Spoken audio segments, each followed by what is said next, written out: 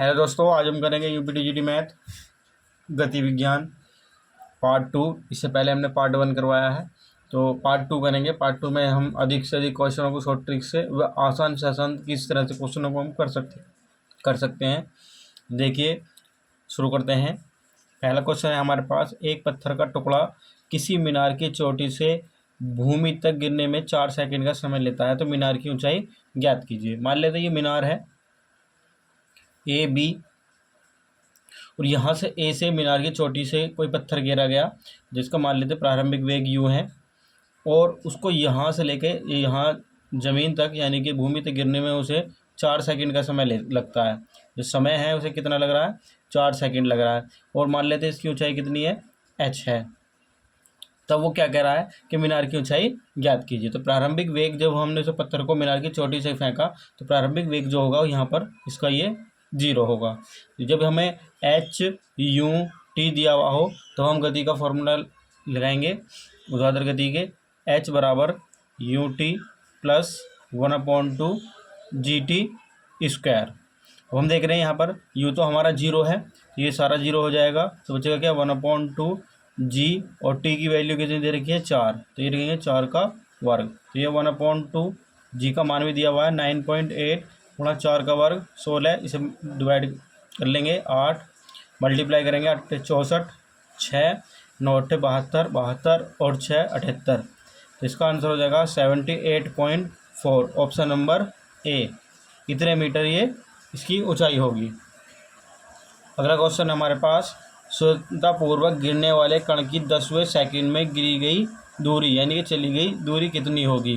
तो टीवें सेकंड में फॉर्मूला होता है, टीवें सेकंड में जो ऊंचाई होती है वो होता है एच बराबर you plus 1/2 ji 2t minus 1।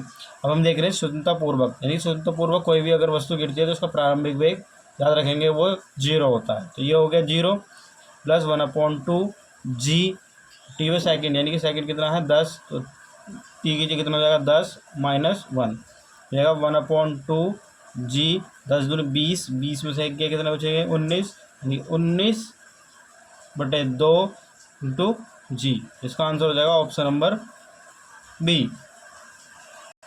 Question number 3, एक हेलीकॉप्टर पृथ्वी से 500 मीटर की ऊंचाई पर उड़ रहा है। यदि एकाएक उसका इंजन खराब हो जाए तो वह कितनी देर में पृथ्वी पर गिरेगा। तो मान लो कोई एक हेलीकॉप्टर है जो कि 500 मीटर ऊंचाई पर उड़ रहा है और ये एकाएक खराब हो गया, तो यानी प्रारंभिक वेग जो अंतिम वेग हो उसका 0 पर यहाँ पर वेग जो होगा 0 हो जाएगा, और इसे यहाँ से लेके यहाँ तक यानी पृथ्वी तक आने में क्या लगेगा समय, मान ले इसे टी समय लगा। तो यहाँ से ख़राब हो गया, और ख़राब होते से एक क्या काम हुआ कि एक वो नीचे गिरने लगा, नीचे इस तरह से ऊर्ध्वाधर समतल में की ओर गिरने लगेगा, और पृथ्वी पर आने में उसे कितना देर लगेगी यानी कि कितना समय लगेगा ये हमसे पूछ रहा है।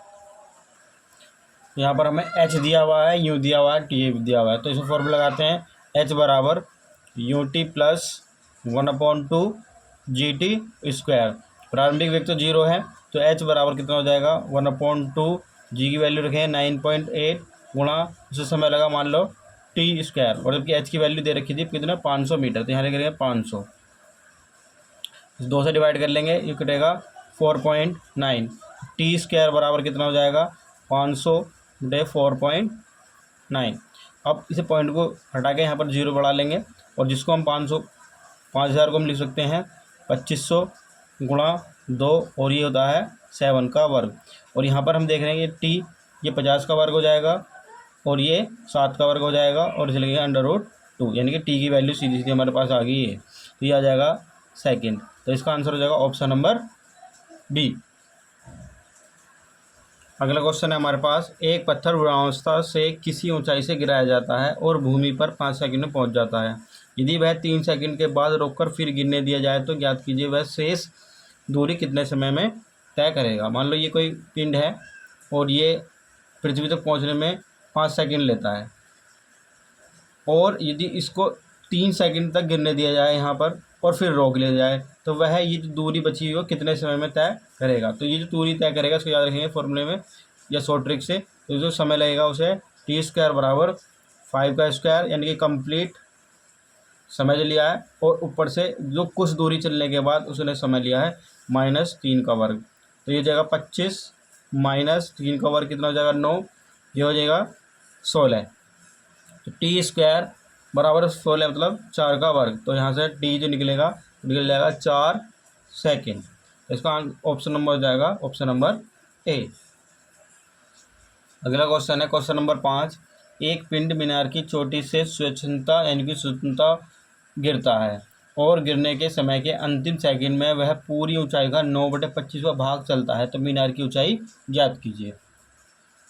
मान लीजिए एक मीनार है ए बी, और वो लास्ट सेकंड में यानी कि लास्ट टीवे सेकंड में यानी कि समय के अंतिम सेकंड में, मान लो ये अंतिम सेकंड है उसका, जो टीवा सेकंड है लास्ट वाला, मान लेते ये इसका अंतिम सेकंड है और समय अंतिम समय है, और इसमें कुल दूरी चलता है वो 9/25 कुल दूरी का।